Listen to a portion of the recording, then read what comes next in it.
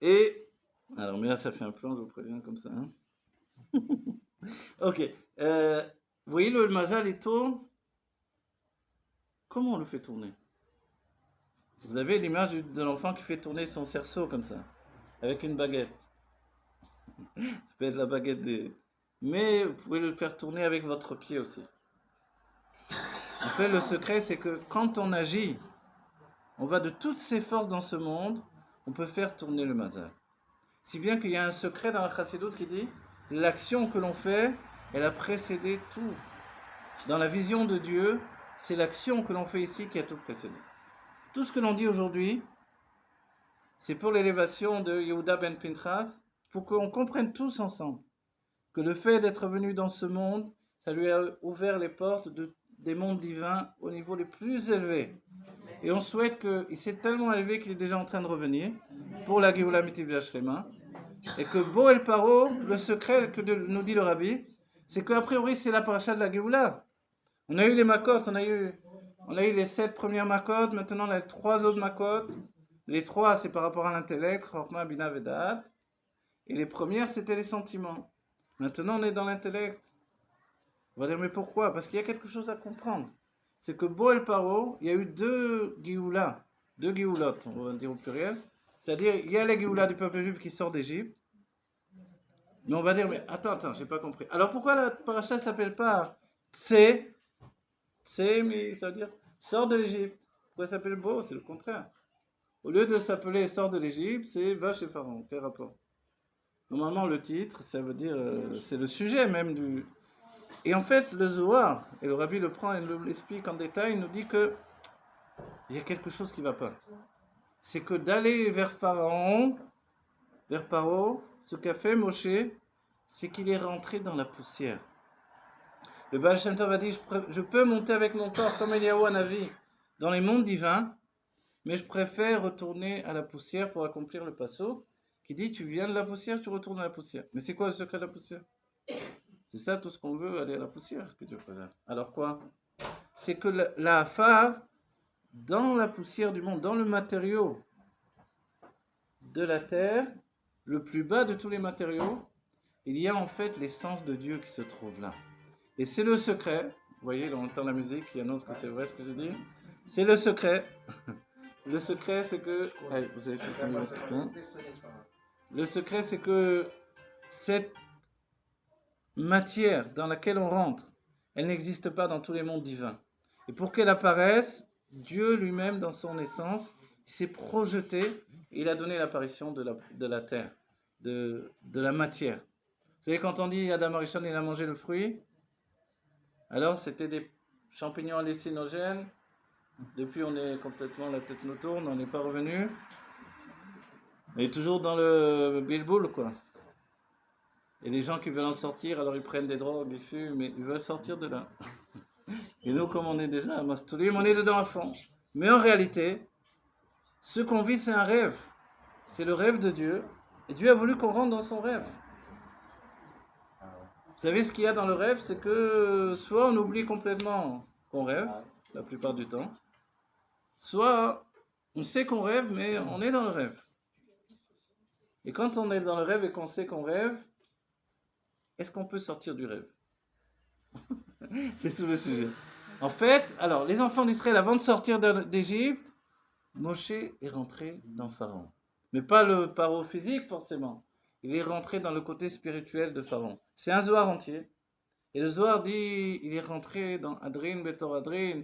Il est rentré, tout à coup, il a découvert que quand il rentrait, il y avait encore une autre porte, et encore une autre porte, et encore une autre pièce, et encore un autre palais, et encore... Et Moshe, à un tel degré, Moshe il a dit, mais comment je peux accéder à tout ça, à l'infini divin, et être toujours attaché à un corps? Et quand Dieu l'a fait revenir de ça, Pharaon lui a dit, si tu revois ma face, tu vas mourir. Mais Moshe, il a dit, oui, tu as raison. On dit, pourquoi Moshe, il a dit, oui, tu as raison? Parce que c'était vrai. Moshe, il s'est dit, comment j'ai pu survivre à ça? Comment j'ai pu revenir? Et en fait, le Rabbi nous dit, en fait, Moshe, il a vécu la Géoula que l'on va vivre aujourd'hui. Vous savez, quand Dieu envoie Moshe, va délivrer le peuple juif, Moshe, il dit, non, non, shlach na beyat tishlach. On voit directement le Mashiach définitif. Parce que Dieu lui dit, Eki Asher Eki, je serai avec eux dans cet exil-là, comme je serai dans le prochain exil. Dieu, et Moshe l'a dit, je vais leur annoncer un prochain exil. Ils ne sont même pas sortis de celui-là. Alors venez, on sort d'Égypte pour rentrer en Égypte. Ça n'a pas de sens. Et Hachem a dit, ok, d'accord, ne leur parle pas des prochains exils. Mais Moshe a dit non, envoie déjà le libérateur directement. Mais vous savez déjà une chose incroyable. Pourquoi Moshe il était dans la maison de Pharaon tout ce temps-là? Pourquoi Moshe il n'était pas avec les autres juifs, enfermés dans l'exil? Les sages nous ont dit que un esclave, un prisonnier, ne peut pas se libérer tout seul. Si bien que si Moshe avait été prisonnier, esclave comme les autres, il n'aurait pas pu les libérer. Il fallait quelqu'un qui soit libre, l'Echatrila. Moshe Rabbeinu, il n'a pas connu l'esclavage. Et ça ne vous étonne pas qu'un jour il sort, ah tiens, le peuple juif est en esclavage. Ah ben ça alors, ça fait bizarre, non? Où il était au club Méditerranée pendant ce temps, qu'est-ce qu'il faisait Moshe? En fait, on explique qu'il était tellement élevé, il était dans les mondes divins, Moshe, il n'était pas en rapport avec la réalité. Si bien que le rabbi écrit clairement que toute la maison de Pharaon était vitalisée par la sainteté de Moshe. Donc c'est pour ça que Pharaon n'a rien compris quand Moshe a basculé de l'autre côté. Pour Pharaon, c'est incompréhensible. Mais en fait, on comprend que Dieu nous a donné, nous a gardé un juif qui était libre dans tout ça. Il y a un autre truc, pour que vous vous rendiez compte. Quand Moshe sort, il va voir un Égyptien qui tape sur un juif, toute l'histoire qui s'est passée.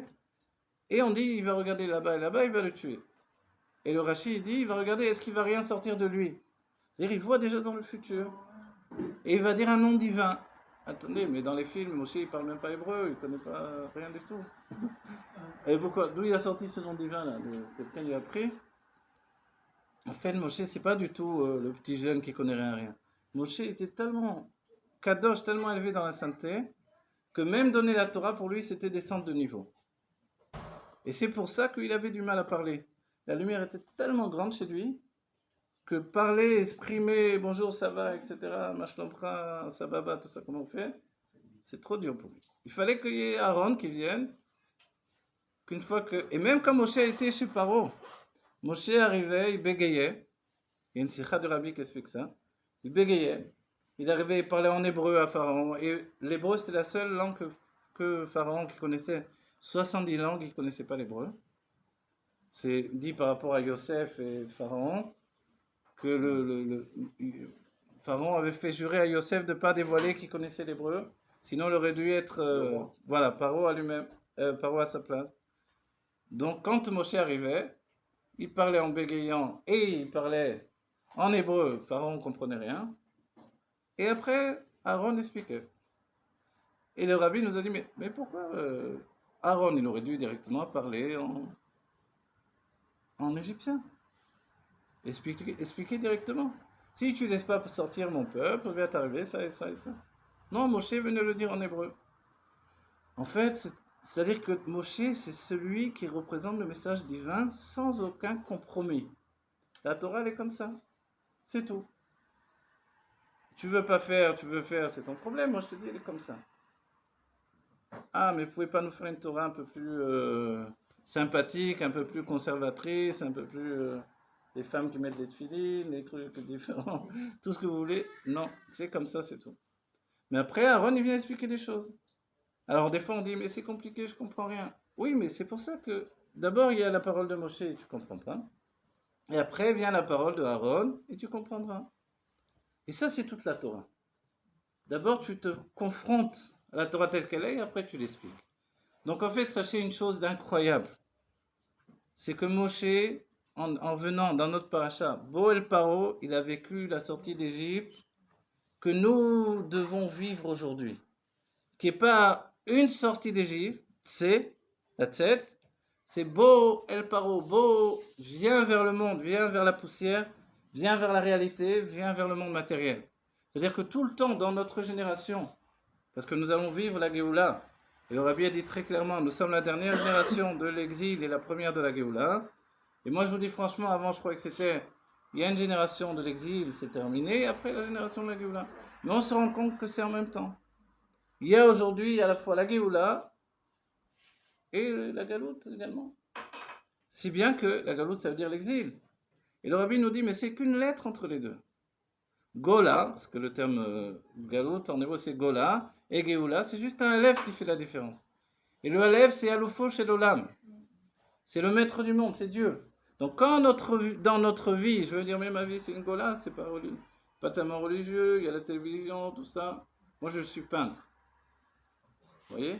Donc je fais quelquefois des tableaux, par exemple des portraits de Tzadikim, du Rabbi, sur plexiglas. Une fois, une femme a acheté des tableaux, comme ça, elle a dit je vais faire la surprise à mon mari, tout ça. Mais les tableaux, elle s'est dit après, elle s'est dit mais mince, je vais les mettre à côté de la télévision, tout ça. Elle savait pas, fallait faire, pas faire. Mais en fait, c'est tout le chidou, c'est la même chose nous aussi. Voilà, moi j'enregistre, ça se diffuse. Mais des fois à côté, à chez Sport, il y a des vidéos pas tellement recommandables, quoi. Alors on va arrêter pour ça? Non, il est dit, les tatar panoïminé. Il n'y a aucun domaine qui soit vide de toi, aucun atar internet, en gros. Aucun endroit où tu dois pas. De partout, il faut diffuser la éloquente. Donc aujourd'hui, c'est comme ça. Il y a l'exil et la Géoula en même temps. On continue. Donc quelqu'un va dire, mais moi je suis pas religieux, pourquoi tu veux que je prenne une mitzvah, etc. Non, ça veut rien dire. Il y a un enseignement avec Reb Mender Fortefas, qui est resté 20 ans en Sibérie. Après avoir fait des passeports pour les juifs, des faux passeports polonais pour les juifs, pour les faire quitter, les faire fuir de la Russie, et passer en Pologne pour fuir on va dire le goulag de la Russie soviétique. Il avait un dernier passeport qui était prévu pour lui pour fuir. Il y a un juif qui est arrivé qui lui a demandé. Alors, il ne savait pas quoi faire. Il a été voir son maître. Il lui a dit, qu'est-ce que je fais? Il lui a dit, mais tu croyais que Messirou Nefesh, le don de soi, c'était juste dans les livres? Le vrai don de soi, il arrive maintenant. Tu le fais ou tu le fais pas, c'est à toi de choisir. Alors il a compris. Il a donné le dernier passeport et lui, il est parti 20 ans en Sibérie. Vous vous rendez compte? C'est pas de la rigolade. Mais qu'est-ce que ça veut dire tout ça? Alors il a raconté quelque chose. Il était en prison, parce qu'il est arrivé qu'ils sont en plus de ça en exil dans la neige, etc. Mais ils étaient quelquefois emprisonnés également. Une fois il était emprisonné. Et il y avait avec lui des juifs qui, quand ils recevaient de la nourriture, alors ils recevaient évidemment, c'était pas caché. Et ils recevaient évidemment du fromage et de la viande. Et il leur a dit, je vous en prie, faites une chose au moins. Je ne peux pas vous empêcher de manger parce qu'il faut bien que vous mangiez. Mais au moins séparer le lait et la viande. Ils ont dit quoi? Comment on fait? Il dit, moi je veux manger mon fromage, je veux manger ma viande aussi. Oui, mais ne les mange pas ensemble, je t'en supplie. Mais qu'est-ce qu'il a fait là? Qu'est-ce que ça change? En fait, ça change ce petit peu pour Dieu, c'est beaucoup. Comprenez? C'est-à-dire que ce petit quelque chose, c'est beaucoup. Alors une personne peut dire, mais moi je ne suis pas religieux, pourquoi tu veux que je fasse des mitzvot? Mais quelle réponse? Tu as une âme juive, exprimer ton âme avec les mitzvot, c'est ce qu'il y a de mieux. C'est ce que Dieu a voulu pour nous. Parce que c'est comme ça que l'âme divine qui est immense, elle peut rentrer dans le monde. Donc, c'est pas parce que tu prends une petite mitzvah, tu vas dire, je vais sauver la République parce que j'ai pris sur moi de faire Nitlat Yadayim. Non, mais toi, peut-être tu vas te sauver. Tu vas sauver une part de ton âme qui était là-haut, qui maintenant est venue rejoindre ta réalité. Et encore une chose, et encore une chose. Et c'est pour ça, on est réunis maintenant alors pour l'année qui doit être un changement. Donc ce changement, on peut le réaliser avec des petites choses. Vous voyez? C'est pas, mais ces petites choses, dit le Rambam, encore un petit quelque chose sur la balance et on entraîne la Géoula. Donc on ne sait pas. On a tout essayé. Le Rabbi nous a dit, Terefomian Mamash, immédiatement il y a la Géoula qui arrive. On dirait, immédiatement il a refroidi en attendant. Mais en fait, aujourd'hui encore, c'est toujours immédiatement. Si le Rabbi nous aurait donné une date, les dates ça passe. Vous voyez, les dates elles sont périmées. Mais là, il n'y a rien de périmé. C'est que c'est toujours immédiatement parce qu'il n'y a pas une autre. Comprenez, si Eliyahu il vient nous dire, je vais vous annoncer la date de la Géoula, je vais vous dire, écoute, va-t'en. Si c'est pas aujourd'hui, ça ne m'intéresse pas. Qu'est-ce que tu veux me dire dans 50 ans, dans 30 ans?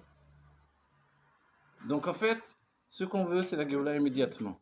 C'est que cette parachat Bo, qui veut dire viens, ça soit concret. Que non seulement, vous voyez ce paradoxe de dire on est sorti d'Égypte, parachat Bo, quel rapport? En fait, on a compris qu'il y a deux Géoulots. La Géoula de fuir l'Égypte, et l'Égypte nous a poursuivis dans le désert, après on a fait le veau d'or, etc. Ou la Géoula de rentrer en Égypte, comme Yosef Hatzadik. C'est vrai que Yosef, c'était pas encore le moment de la Géoula, mais il a forcé les choses. Il a entraîné déjà une situation où il a sauvé le monde entier, en fait, de son époque. Il nourrissait tout le monde. En fait, nous, aujourd'hui, on doit comprendre que c'est pas en fuyant le monde qu'on va apporter la Géoula. Au contraire, il faut rentrer dans le monde, il faut rentrer dans la réalité et faire que ce monde matériel dans lequel on vit devienne de mieux en mieux. Vous voyez? On ne doit pas vouloir que tout va bien, j'étudie des choses, etc., mais ça ne va pas très bien chez moi, dans ma famille. Vous voyez? Non, on ne peut pas vivre comme ça. On doit vouloir que ça aille tellement bien qu'on a déjà une vie de Géoula. C'est-à-dire, en d'autres termes, tu veux la Géoula, tu veux la délivrance, tu veux des bonnes choses, alors fais-le, accomplis-le. Fais que dans ta famille, avec tes enfants, avec ta femme, avec le mari, donc de l'autre côté, ça se passe bien. Ça soit la Géoula. La Géoula, il faut la construire. C'est comme ça qu'on fait notre Beth Amikdash, c'est comme ça. Si on a des thés de Tisha B'Av, c'est sûr que l'année prochaine, il y aura encore Tisha B'Av. Alors, pour faire bouger le mazal, on a dit au début, il faut vouloir que des choses aillent bien. Donc, c'est pas le moment de se déprimer. Shana, c'est un changement qui est véritable. Ce changement, c'est que là, maintenant, elle s'est élevée à un niveau où ça y est, rien ne peut plus la faire chuter. C'est ça le véritable secret de cette année-là. L'année définit que ça y est, maintenant, c'est un chinouille. Quelque chose s'est passé d'extraordinaire qui fait que l'âme est tellement élevée que maintenant on ne peut plus, par quoi qu'il se passe, elle ne peut plus redescendre. Vous comprenez? Et ça, c'est extraordinaire. Donc, chaque chose qu'on va faire, on peut la faire monter. Et je vous dis quelque chose, je me suis rendu compte aujourd'hui, en discutant avec ma femme, que il y a deux personnes où on fait du chesed avec elles. C'est un chesed véritable. On dit, c'est les enfants. Quand vous faites du chesed avec les enfants, alors c'est gratuit parce que a priori ils ne vous montrent pas tellement que tout leur revient, tout leur est dû, ok. Mais également ceux qui sont partis de ce monde. Vous voyez, c'est d'une extrême à l'autre. Ceux qui a priori, on a l'impression qu'ils sont partis de ce monde. Ceux-là, quand on fait du chesed pour eux, on n'entend rien en retour. On ne peut pas venir bravo, kolakavot, tzadik. Mais en même temps, sachez que quand on prie pour quelqu'un alors qu'il est malade, on veut qu'il guérisse, on ne sait pas si ça va marcher. Parce qu'on ne peut pas nous-mêmes influencer sur son mazal à lui. Lui, il peut le faire, mais moi, je ne peux pas. Mais maintenant, tout ce qu'on fait pour lui, chaque mitzvah toute petite, ça va lui permettre de s'élever. C'est-à-dire n'importe quoi, c'est-à-dire dire les brachot dans le texte, ou les dire tout court, faire attention de faire nitilat yadayim, faire tout ce qu'il faut faire, c'est-à-dire une petite chose que je veux rajouter, un bien, et pas dire bon, de toute façon je suis pas religieux. Non, manger kasher, faire de mon mieux, vous voyez? Comme on a dit dans l'histoire de Reb Mendel Fossafa, je dis bon, de toute façon je mange pas kasher. Au moins tu mélanges pas le lait et la viande. Etc. Et bon, alors, au moins, alors on mange que du poisson, etc. Voilà. Et petit à petit, je remonte, vous voyez? Et c'est ça notre génération. Une femme, elle n'a pas la tête couverte, elle est en pantalon, et elle va au mikvé. Mais avant, ça n'existait pas, ça. Dans la génération passée, vous avez un truc comme ça, non? Ça n'existait pas. Et ça, c'est merveilleux. Vous ne croyez pas que c'est un kiddush Hashem extraordinaire? Franchement. Moi, je me rappelle encore, je l'ai déjà dit dans les cours, mais une fois, j'allais au mikvé des Kélim. Une femme arrive, a priori pas religieuse, ok? Elle vient avec son thermos. Et elle ouvre son thermos pour sortir le truc dedans, oui, la bouteille. J'ai dit attention, ne l'ouvrez pas, vous pouvez la tremper comme ça. Elle dit non, moi je veux vraiment qu'il soit. Bon, elle a cassé la pauvre. Mais elle n'était pas religieuse, elle faisait plus que moi, quoi. A priori, vous voyez comment j'ai dit là. A priori, elle n'était pas religieuse. En fait, elle était plus religieuse que moi. Parce que moi je me dis, mais non, si je l'enlève, je vais le casser. J'ai le risque de le casser, je ne vais pas l'enlever. Et là, il dit non, mais essaye quand même. Bon, on a cassé. J'étais un peu moins religieux, j'ai gardé mon terme. Bon, mais Kitsour, ça veut dire que vraiment les juifs sont magnifiques. Donc, tous les juifs sont magnifiques. Et ça, je veux le dire aujourd'hui pour l'Elon Nishma de Yehuda Ben Pintras, parce que c'est pas rien. Et comment s'appelle sa maman? Odette Kemuna, voilà, c'est un très beau nom. Kamona, voilà. Kamoni. Mais Kamoni. Non, je suis italien. Ok, alors c'est magnifique. Donc, nous, ce qu'on veut maintenant, c'est pas des palabres comme j'ai fait là, c'est qu'ils reviennent immédiatement avec nous et qu'ils rentrent ici et disent: c'est toi qui parles? Tu sais tout ce que j'ai appris là-haut? Lève-toi devant moi. Je dis: ok, je me lève, ça va. Fais pas honte devant tout le monde. Hein? Et qu'ils viennent et qu'ils soient là et que, voilà, ils rapportent toute la joie et toute la lumière qu'il a pris là-haut, qu'il la rapporte. Vous vous rappelez que, je dis ça, je vais terminer avec ça, c'est important, les sages nous disent Veigale Tropinu. Vous vous rappelez, ça veut dire ça? C'est-à-dire, au moment de la Géoula, on va rigoler, on va rigoler. On va dire: mais qu'est-ce qui va nous faire rire tellement? On dit parce que, figure-toi, il y a un père de famille, il est parti à tel âge, il a eu des enfants. Entre-temps, l'enfant, il a continué à vieillir. L'enfant, il a atteint 90 ans. Le père, il est parti du monde à 40 ans peut-être. Que Dieu préserve, ok, c'est une histoire. Et quand il revient, Betriat Ametim, le père, il va voir son fils. Maintenant, le fils est un petit vieux. Avec sa canne, il arrive comme ça. Mon père, mon fils. Et il rigole, ils ne peuvent plus s'arrêter de rigoler. Jusqu'à ce que Dieu il fasse qu'on retrouve tous l'âge de la Géoula. Alors les sages ont dit entre 25 et 30 ans. C'est bien, ça vous va? Voilà, moi ça me va. Et on va être tous comme ça, plein de vitalité. Et on va être dans la Géoula, on va voir tous ceux qui sont partis. Ça va pas être un film d'horreur comme ça, ils se lèvent non, ça va être Bessimpra, on va danser. on va danser, on va faire une fête immense, vous voyez? Ça fait peur un peu, on va dire, ouais, en plein hiver.